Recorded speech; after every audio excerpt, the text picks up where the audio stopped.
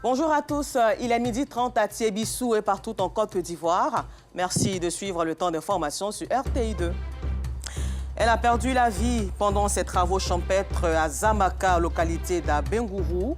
L'assassin de Korotoumou Ouedraogo et son fils a été appréhendé par les forces de sécurité. Depuis hors de chez nous, l'Organisation mondiale de la santé s'est inquiétée hier vendredi des risques de propagation internationale de l'épidémie de Mpox, longtemps appelée variole du singe, qui s'étend en République démocratique du Congo. Merci bien d'être en notre compagnie pour ce temps d'information sur RTI2. Un crime crapuleux a eu lieu dans le village de Zamaka, à une vingtaine de kilomètres d'Abengourou. Une femme du nom de Ouedraogo Korotoumou et son fils de 5 ans ont été égorgés le mardi dernier alors qu'elle était au champ pour des travaux. Selon les populations, l'assassin a été appréhendé par les forces de l'ordre. Le témoignage d'Herman Niamien à Abengourou. Tristesse et consternation à Zamaka, un village de la sous-préfecture de Yakassé-Fiassé situé à 22 km d'Abengourou. La communauté burkinabé vivant dans ce village est frappée par un deuil. Une de leurs filles d'une trentaine d'années du nom de Ouedraogo Korotoum et son fils Sawadogo Lamine, âgé de 5 ans, ont été retrouvés égorgés au champ. C'est moi avec elle qui est parti là-bas, au champ. On m'a appelé qu'il y a une vieille qui a disparu au village ici. J'ai dit à ma soeur qu'elle n'a qu'à s'apprêter pour venir. Pour venir. Vous l'avez dévancé au village? Moi, je l'avais dévancé. Voilà. Comme moi, j'avais vélo, je l'ai dévancé. Maintenant, quand on est venu, c'est la vieille.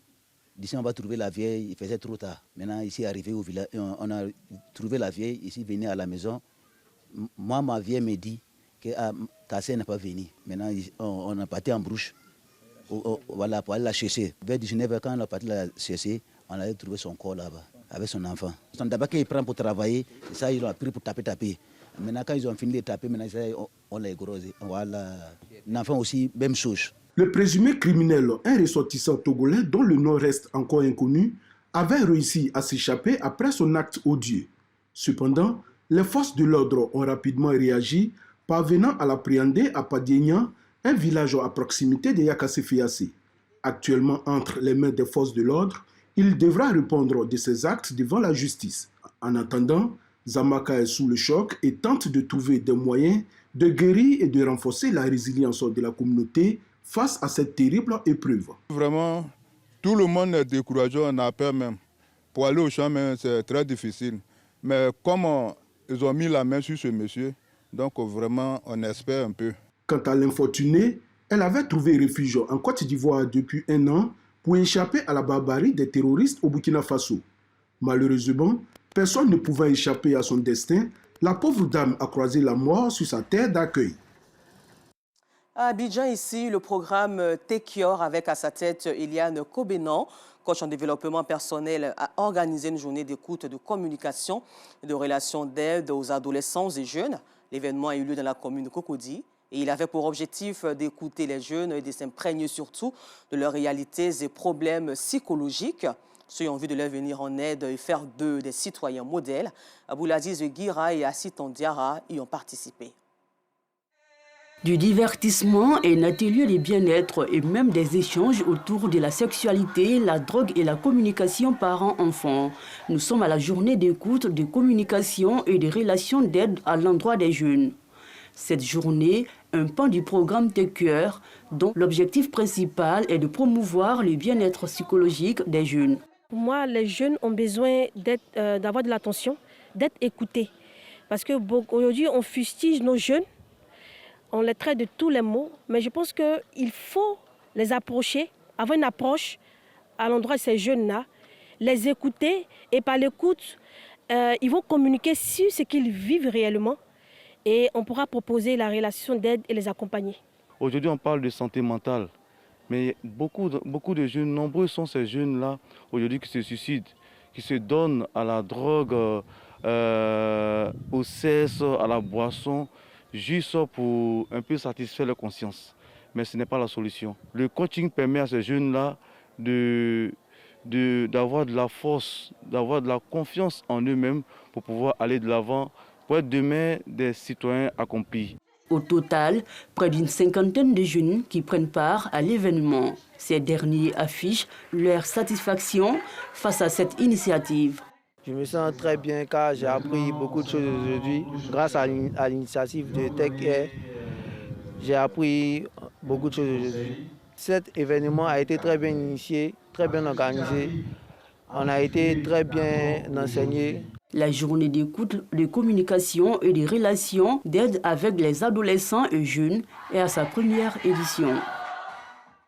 Un peu plus loin d'Abidjan, cette fin d'année, la Fondation Paix, Amour et Développement pour Tiebissou PAT a apporté du sourire aux enfants de Tiebissou, particulièrement de la zone de Molonou, une occasion de récompenser les plus méritants en classe, Joël Gossé et Adam Akone.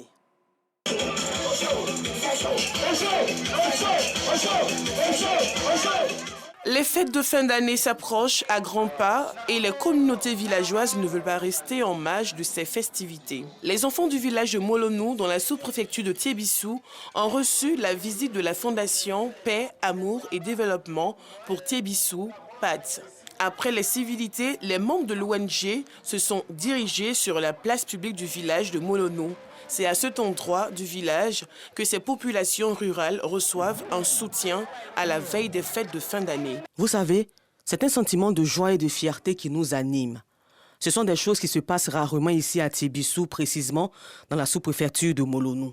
Donc en tant que filles et fils de cette localité, il était important pour la Fondation Paix, Joie et Développement pour Tiebissou d'apporter un peu de gaieté à ces enfants en cette fin d'année et surtout récompenser les plus méritants en classe. Leurs enfants, au nombre d'un peu plus de 300, reçoivent des gadgets et des jouets. Cette action est bien accueillie.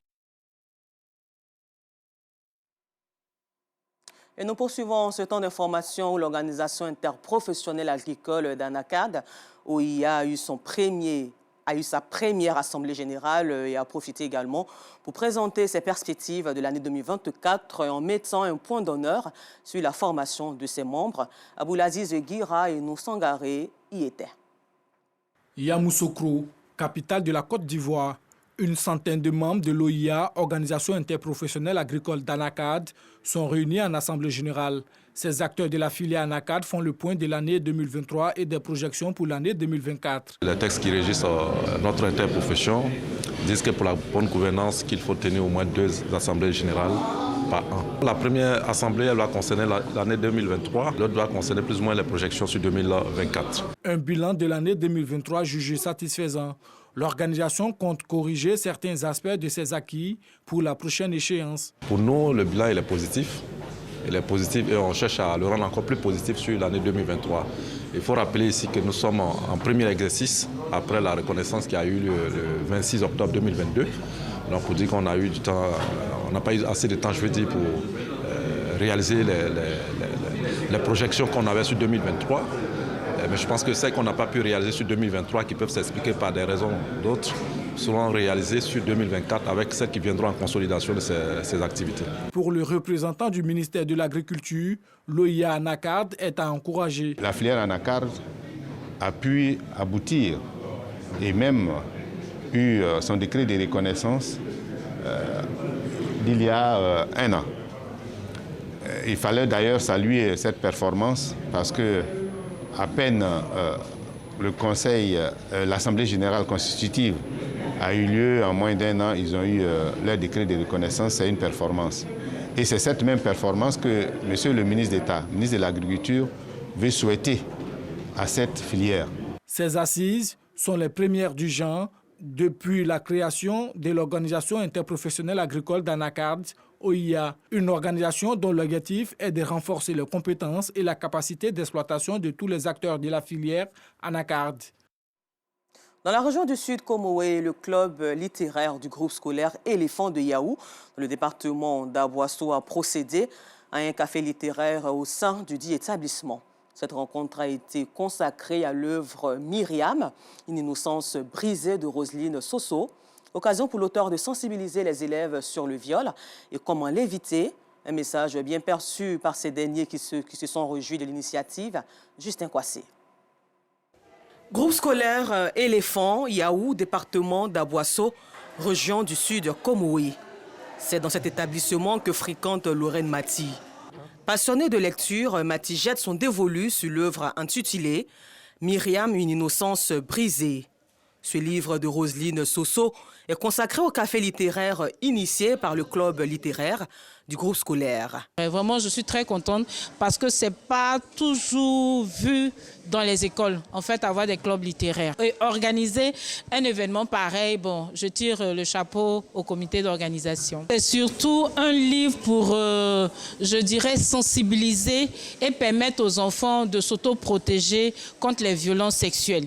Voilà, c'est un livre témoignage, mais à l'intérieur, il y a des méthodes, des conseils pour que les enfants ne puissent pas être la proie de ces prédateurs-là. Objectif, inciter les élèves à la lecture, source de savoir. C'est le lieu et le moment en même temps pour nos apprenants, nos élèves, de se familiariser à tout ce qui est comme activité littéraire.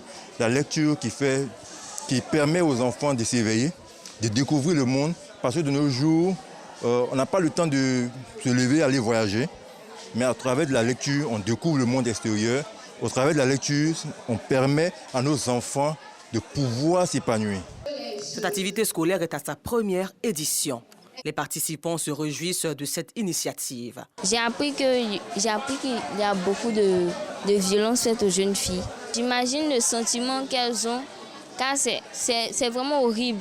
C'est vraiment horrible de vivre ces expériences-là. Ce café littéraire m'a appris beaucoup de choses. D'abord que le viol, la violence sexuelle faite aux filles n'est pas une bonne chose. Et puis aussi, cela envoie des traumatismes. La cérémonie a pris fin par la dédicace de plusieurs œuvres. L'Organisation mondiale de la santé s'est inquiétée hier vendredi des risques de propagation internationale de l'épidémie de Mpox, longtemps appelée variole du singe, qui s'éteint en République démocratique du Congo et dont la transmission sexuelle s'accélère. Le Gabon reste suspendu jusqu'à nouvel ordre des activités de la CEEAC. Ainsi ont décidé les chefs d'État de cette institution d'intégration régionale à l'issue du sommet tenu hier vendredi à Djibolo, en Guinée équatoriale. Mais le général Brice Clotaire Oligui Nguema, président de la transition gabonaise, n'est pas rentré bredouille à Libreville. Israël est en deuil ce samedi après la mort de 3 otages tués par erreur par ses soldats dans la bande de Gaza, assiégée, où l'armée israélienne en guerre contre le mouvement palestinien Hamas multiplie les raids aériens malgré les appels à la retenue de Washington. Et puis pour terminer ce temps d'information, sachez que l'émir du Koweït, le cheikh Nawaf Al-Hamad Al-Jaber Al-Sabah, est mort ce samedi 16 décembre à l'âge de 86 ans, a annoncé la cour de l'émirat après un mandat de 3 ans marqué par des conflits politiques répétés à la tête de ce pays du Golfe arabo-persique, riche en pétrole. Voilà, c'est tout pour aujourd'hui encore. Merci à vous de nous avoir suivis et bonne suite de programme sur RTI2, la chaîne toujours plus proche des populations.